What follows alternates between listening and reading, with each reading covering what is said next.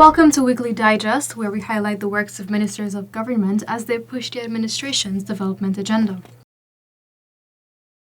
Residents of Region 1 have welcomed government's plan to construct the first multi-purpose facility in Mabaruma. This is going to be the first of its kind for this region. In fact, it's going to be the first of its kind that we're building across the country, that other than Region 4 in the capital, where we've had these indoor facilities, what are known as sports halls or gymnasiums. We've had those facilities for decades, and no other part of the country has ever had the opportunity to have that.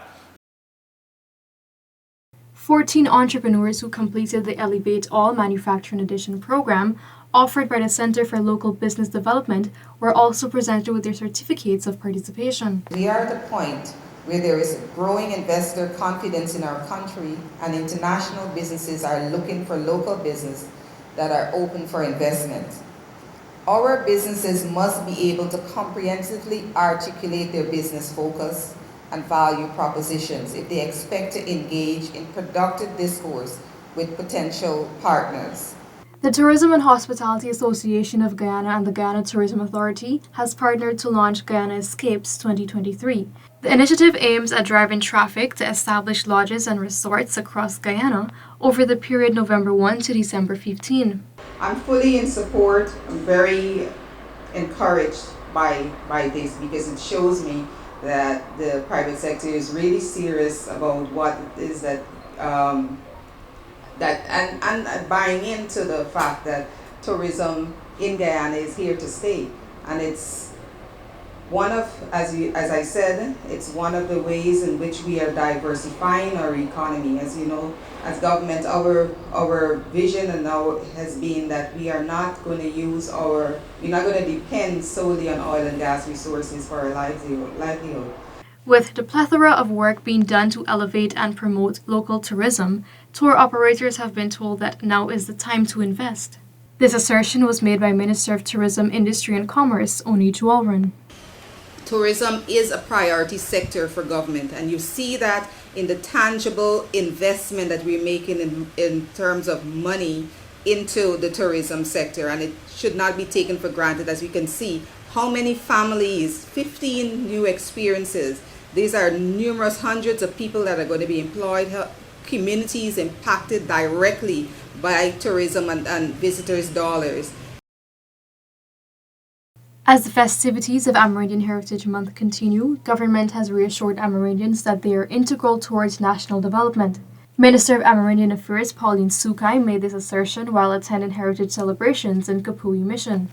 From the very inception, the PPP civic government has demonstrated that we not only care for the Amerindians, but that we were going to put actions into place to ensure that they are included in the national agenda and that their engagement and consultations and discussions will be something that we will continuously do to make sure that they're the ones who are providing us with the proposals, the recommendations.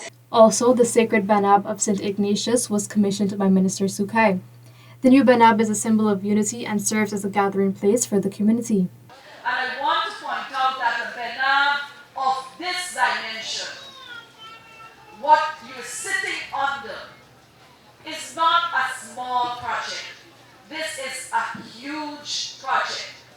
A project huge but vital for a community, because a Banab is usually understood to be the meeting place for the village, and it is important for us to always be engaged with the people. As Amerindian Heritage Month comes to an end, Minister of Amerindian Affairs Pauline Sukai on Friday joined residents of Chinapa Region 8 Pataro Siparuni in their village celebrations. She was accompanied by Government Member of Parliament MP Lee Williams, Community Development Officer CDO Kurt Pereira, among other officials from the ministry. Minister Sukai emphasized that Heritage Month is not only about celebrations and showcasing Amerindian culture, but it serves as a reflection of remarkable progress made towards Amerindian development. It is about reflecting on what else is there that we can do to make our future better. Our government is building a One Guyana, and we would like to see every village in our country grow together. There will be some unevenness, but of course nothing is perfect in a true sense of perfection.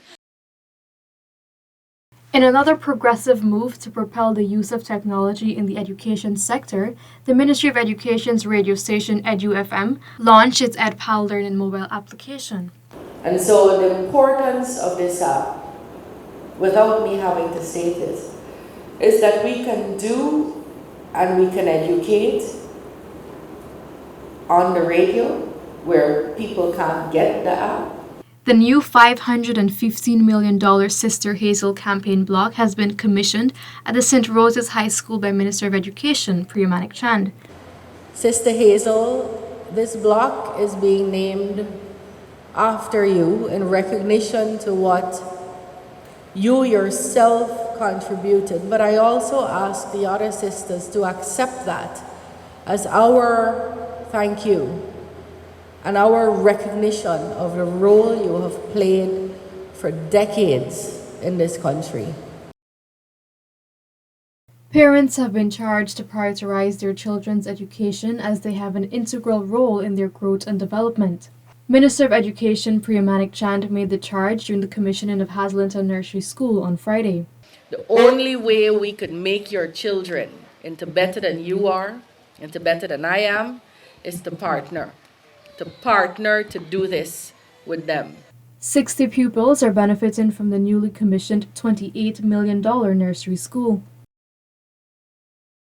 The Guyana Prison Service on Friday morning hosted its 40th Thanksgiving service at the National Cultural Center in observance of Prison Service Week. Minister of Home Affairs Robeson Ben officially opened the exhibition showcasing the work of prisoners under the direction of prison staff. Minister Ben stated that the Guyana Prison Service, like the police force, is going through a significant transformation, not only with developments like the creation of new prisons, but also in the way prisoners are treated. We want to move from merely keeping persons, but really conscientiously rehabilitating prisoners. There's great potential there, and that if there's time which they have to spend in prison, that is time which should not be wasted and which should benefit the society by working with them to make them better Guyanese, that they would reintegrate into society and will not pose a risk or harm to themselves, to their families, the community, or the country. In commemoration of the 74th anniversary of the founding of the People's Republic of China, Prime Minister Brigadier Retired Mark Phillips has congratulated the country on its remarkable achievements owing to the futuristic vision of the Chinese leaders. The Prime Minister was at the time delivering remarks at a reception hosted by the Chinese Embassy to commemorate the anniversary as well as the 30th anniversary of the Chinese medical team to Guyana, held at Pegasus Hotel. The last 170 years of the arrival of Chinese immigrants in Guyana have paved the way for the robust ties that currently exist.